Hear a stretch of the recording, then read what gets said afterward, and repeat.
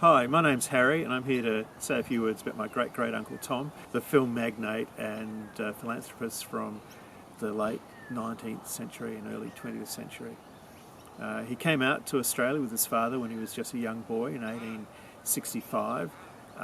His father was a blacksmith and they settled in Melbourne ultimately. He helped his father in his business for a while, but then he left to Queensland and worked as a pharmaceutical chemist. Now, I don't know if he needed any qualifications for that in those days. I haven't seen the evidence. But while he's up in Queensland, he married his wife Alice, and after a few years they came back to Melbourne and started studying medicine at the University of Melbourne. He did that for a year, but he had a passion that he's working on out of hours, which was trying to develop a dry photographic method, because in those days photographic film and development processes was all wet, involved gels and emulsions, and it wasn't something that ordinary people could get involved in. It was very messy, very heavy, very cumbersome. So he worked on this method of having dry film for making photographs with, and he was successful in that, and so he dropped out of this medicine course after 1 year, started up a shop with his wife where they would sell photographic film and process people's films, and he was also making his own film to sell out the back.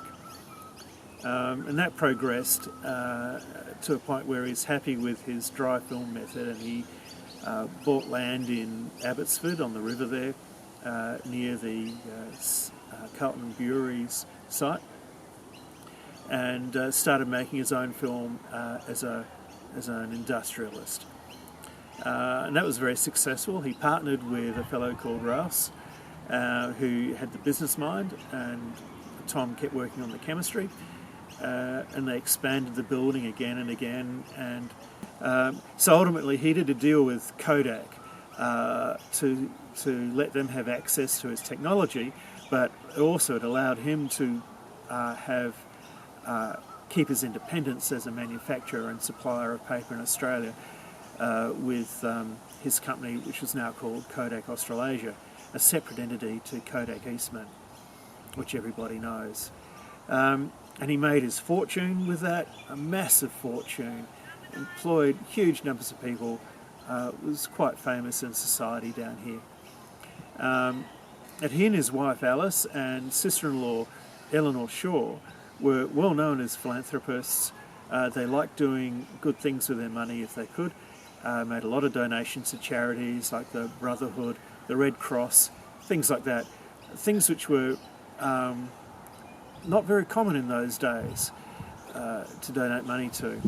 And one of the things he did was to donate his land down at Manyang to become the YMCA camp that still exists today, many decades after his passing.